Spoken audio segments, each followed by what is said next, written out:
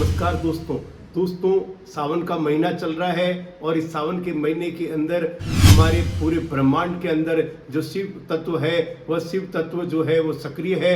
और दोस्तों शिव तत्व जो होता है अगर वह सक्रिय होता है तो इस दौरान हम जो कुछ भी करते हैं, जो भी हमारी मनोकामनाएं होती है, जो भी हमारी इच्छाएं होती है, वह इच्छाएं पूरी करते हैं भोलेनाथ बाबा। दोस्तों मैं हाजिर हूं आपका दोस्त पंडित ललित शर्मा इस नए वीडियो के साथ में। दोस्तों आज हम बात करेंगे सावन के महीने के बारे में और सावन के महीने में जो अभी अंतिम दिन जो बचे हैं हमारे पास में, जो कुछ दिन शेष बचे हैं, उन शेष दिनों में हम क्या कर सकते हैं जिससे भोलेनाथ बाबा की हमारे ऊपर अपूर्व कृपा रहे और भोलेनाथ बाबा के आशीर्वाद से हमें हर कार्य में सफलता प्राप्त हो, हमें धन प्राप्त हो, हमारा जो भी कार्य रुक रहा है वह कार्य जो रुकावटें आ रही है वो रुकावटें दूर हो, हमारे करियर की रुकावटें दूर हो, हमारे ऊपर लक्ष्मी मैया की अपार कृपा हो, हम स्वस्थ हो जाए, हमारे कोई भी रोग दुख दोष है वो जो भी दोष है वो दोषों की निवृत्ति हो जाए। तो इसके बारे में मैं आज आपको बताऊंगा कि आपको क्या करना चाहिए। दोस्तों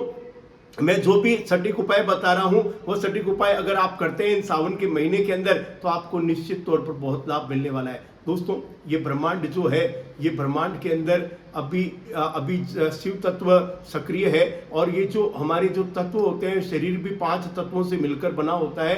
ये 5 तत्व जो होते हैं ये हमारी 5 उंगलियों के अंदर होते हैं दोस्तों। और ये 5 उंगलियों के अंदर जो तत्व होते हैं जिसमें सबसे पहला तत्व अग्नि तत्व होता है, दूसरा तत्व वायु तत्व होता है, तीसरा तत्व जो होता है वो पृथ्वी तत्व होता है और चौथा तत्व जो होता है जल तत्व जो है वह यहाँ पर जो चौथा तत्व है और 5वां तत्व जो है वो आकाश तत्व है। आकाश के अंदर जो ग्रह गोचर जो घूमते हैं दोस्तों, वह ग्रह गोचर 24 घंटे घूमते हैं।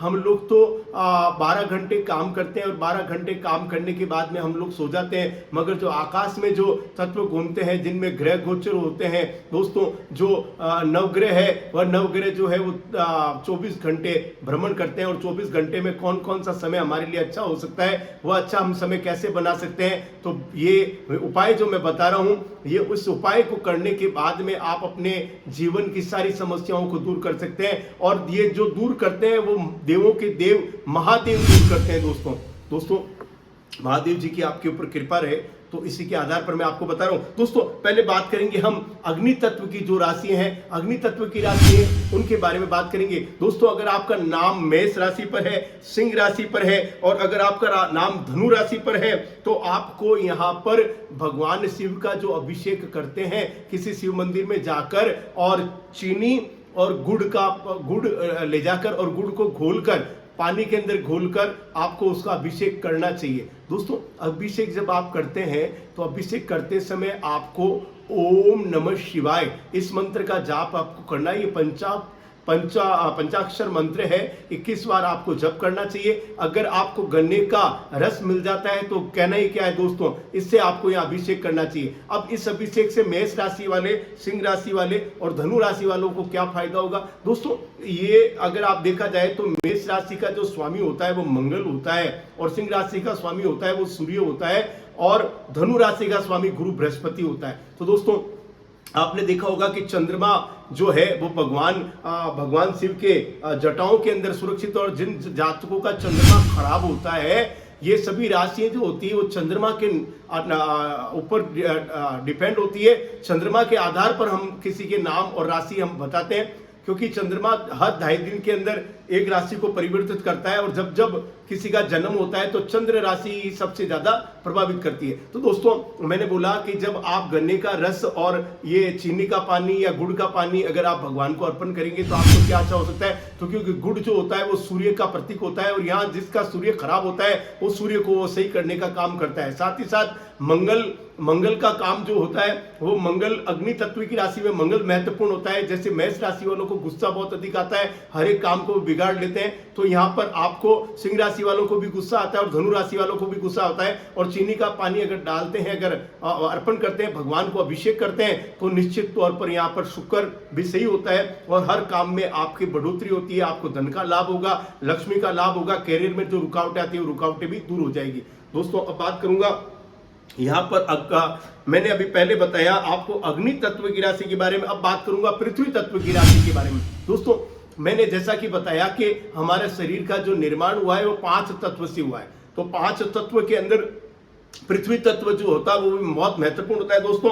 और वृषभ राशि, कन्या राशि और मकर राशि जो है वो यहाँ पर पृथ्वी तत्व को प्रतिपादित करती है। जिन दोस्तों का नाम इस पर है तो आपको यहाँ पर दोस्तों आपको एक गाय का कच्चा दूध आपको प्राप्त हो जाता है गांवों के अंदर, या अगर अपने दूध वाले आते हैं तो दूध वालों से जो हम दूध लेते हैं उसमें से कच्चा दूध रखें और ये कच्चा दूध ले जाकर आपको भगवान शिव के ऊपर अभिषेक करना है। दोस्तों यहाँ पर आपको ये ध्यान रखना है कि आपको यहाँ पर जो स्टील का लोटा है उसी के अंदर आपको दूध ले जाना चाहिए। ये दूध अगर आप वहां अर्पण करते हैं तो आपको यहाँ पर एक मंत्र का जाप करना है। वह मंत्र का जाप करना है ओम जटाधराय नमः।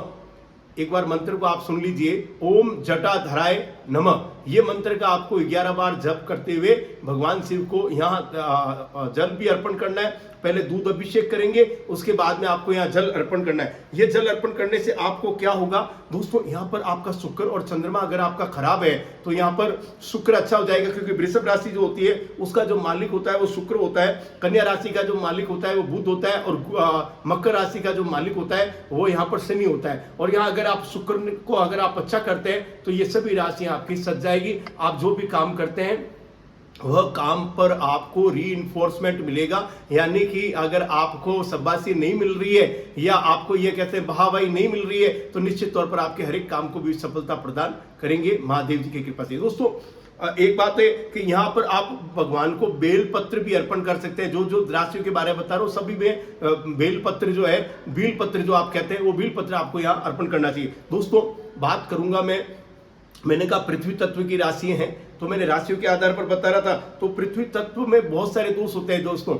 ऐसे जातक जिनको आलस ज्यादा आता है, तो अभी जो वृषभ राशि के बारे में बताया, ऐसे जातकों को यहाँ पर ये करना चाहिए। दोस्तों बात करेंगे वायु तत्व के बारे में। दोस्तों वायु प्रधान राशि जो है वो यहाँ पर मिथुन, तुला और कुंभ राशि जो है वो वायु प्रधान राशि है। दोस्तों इन राशियों के ऊपर शनि का बहुत बड़ा गहरा प्रभाव रहता है। दोस्तों शनि का गहरा प्रभाव, साथ साथ राहु का गहरा प्रभाव, और अभी तो कुंभ राशि के अंदर राहु चल रहा है और शनि की 7.5 भी चल रही है। तो दोस्तों अगर आपकी राशि कुंभ है, मिथुन है और तुला है तो आपको यहाँ पर भगवान शिव के ऊपर पंचामृत का मतलब होता है कि एक लोटे के अंदर, स्टील के लोटे के अंदर आप थोड़ा सा दूध ले, थोड़ा दही ले, थोड़ा सा शहद ले ले, थोड़ा सा घृत ले ले और थोड़ा गंगा जल ले ले। और गंगा जल नहीं हो तो आपको चीनी वहां पर मिलाकर और ये भगवान पर अभिषेक करना चाहिए। यहाँ पर आपको महामृत्युंजय मंत्र का जाप करना है। 11 बार आपको महामृत्युंजय मंत्र का जाप करना है। दोस्तों महामृत्युंजय मंत्र है ओम त्र्यंबकम यजामहे सुगंधि पुष्टिवर्धनम उर्वारुक्मि वंदना मृत्युर्मोक्षे मामृतात्। इस मंत्र का जाप करके